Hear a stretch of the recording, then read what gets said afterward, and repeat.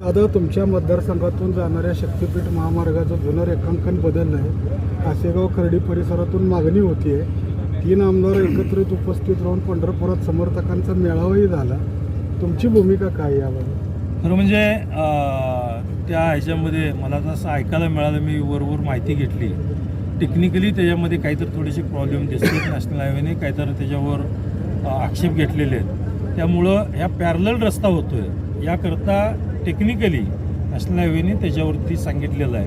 परंतु या ठिकाणी आदरणीय मुख्यमंत्री महोदयांशी येणाऱ्या आठवड्यात आम्ही वेळ घेतो आहे.